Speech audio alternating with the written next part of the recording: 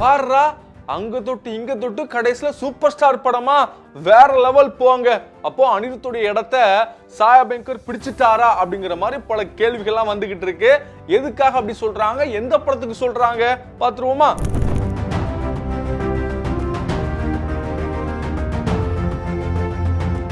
Tamil cinema fans ஆவலோடு பல வருஷங்கள் காத்துக்கிட்டு இருந்தது ஒரு கூட்டணிக்காக தான். அது என்ன கூட்டணினா சூப்பர் ஸ்டார் கமலஹாசன் அவர்களுடைய கூட்டணி தான். ஸோ இந்த கூட்டணிக்கு ஃபேன்ஸ்லாம் ரொம்ப காத்துக்கிட்டு இருந்தாங்க.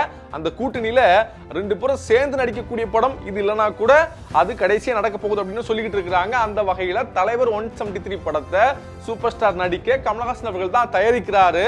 இந்த படத்துக்கான எக்ஸ்பெக்டேஷன் பயங்கரமா இருந்துச்சு. ஏன்னா ரெண்டு பேரும் சேர்றாங்க அப்படின்னா கண்டிப்பாக அந்த படத்துடைய கதையும் சரி அவுட்புட்டும் சரி ரொம்ப சூப்பரா வரும் அப்படின்னு ஃபேன்ஸ்லாம் எக்ஸ்பெக்ட் பண்ணும்போது அந்த படத்துடைய இயக்குனர் சுந்தர் சி அப்படின்னு சொன்னாங்க. ஓகே, சுந்தர் சி ரஜினி படத்தை இயக்குறாரா, படத்துடைய கதை என்னவா இருக்கும், எப்படிப்பட்ட ஸ்டோரியா இருக்கும் அப்படின்னு ஃபேன்ஸ் எல்லாம் யோசிக்கிறதுக்கு முன்னாடியே இல்லப்பா நான் இந்த படத்தை விட்டு விலகினேன் அப்படின்னு சுந்தர் சி வெளியேறிட்டாரு. இது மிகப்பெரிய பிரச்சனையா வந்து சேர்ந்துச்சு. ஏன்னா அவர் விலகினது சூப்பர் ஸ்டாருக்கே தெரியாம தான் இந்த அறிவிப்பை வெளியிட்டாரு அப்படிங்கிற மாதிரி பல பஞ்சாயத்துலாம் போய்கிட்டு இருந்துச்சு. அப்படிப்பட்ட சூழலை தான் சரி ஓகே அப்ப அவருக்கு பதிலாக யாரு அந்த படத்தை இயக்க போறாங்க அப்படிங்கிற கேள்வி வந்துச்சு.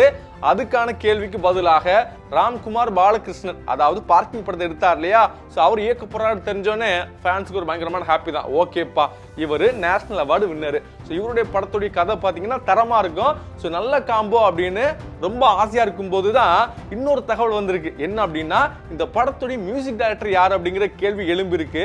ஸோ நார்மலாவே யாரு அப்படின்னு கேட்கிறப்ப எல்லாருக்குமே என்ன தோணும் அப்படின்னா சூப்பர் ஸ்டார் படம் அப்படின்னா ஒன்னு ஏஆர் ரஹ்மான் பண்ணுவாரு, இல்லைன்னா அனிருத் பண்ணுவாரு.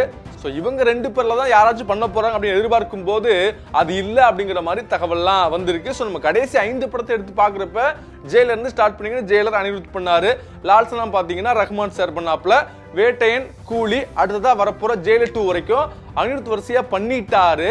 ஸோ அப்படி இந்த காம்போ பயங்கரமா சக்சஸ்ஃபுல்லா இருக்கும்போது ஒரு புது மியூசிக் டைரக்டர் உள்ள வரப்போறாரு. அவர் யாருன்னு பாத்தீங்கன்னா சாய் அபியங்கர் அப்படின்னு சொல்றாங்க. தகவலாம் வந்துகிட்டு இருக்கு. இதை பாக்குறப்பதான் நிறைய பேர் மிகப்பெரிய ஒரு ஆச்சரியத்தோட பாக்குறாங்க. ஆனாலும் சினிமா தெரிஞ்ச நிறைய பேர் என்ன சொல்றாங்கன்னு பாத்தீங்கன்னா ரஜினிகாந்த் அவர்கள் பாத்தீங்கன்னா எப்பவுமே ஓடுற குதிரையில இன்வெஸ்ட் பண்ணுவாரு. அவருக்கு எப்போ யாரு டாப்பா தெரிஞ்சாலும் நிச்சயமாக அவரோட ஒர்க் பண்ணணும் அப்படின்னு ஆசைப்படுவாரு. நீங்க கூட பார்த்திருப்பீங்க ஒரு காலத்துல அவர் ஃபுல்லா இளையராஜா கூட ஒர்க் பண்ணிட்டு இருந்தாரு. அப்போ அப்படியே கொஞ்சம் மாறி ரஹ்மானுக்கு வந்தாரு. ஸோ ரஹ்மான் இருந்து ஃபுல்லா ஒர்க் பண்ணும்போது அடுத்து அனிருத் சென்சேஷனலா உள்ள வந்தாரு, அனிருத் பக்கம் வந்தாரு.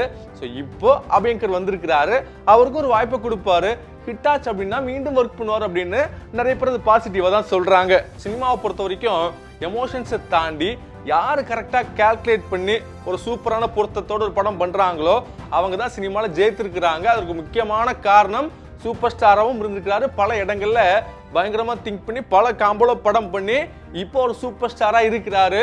ஸோ அவர் என்ன பண்ணாலும் நாங்க கொண்டாடுவோம் அப்படின்னு பயங்கர பாசிட்டிவா இருக்கிறாங்க சூப்பர் ஸ்டார் ஃபேன்ஸ். செய்திகளை உடனுக்குடனும் துல்லியமாகவும் தெரிந்து கொள்ள சப்ஸ்கிரைப் பண்ணுங்க.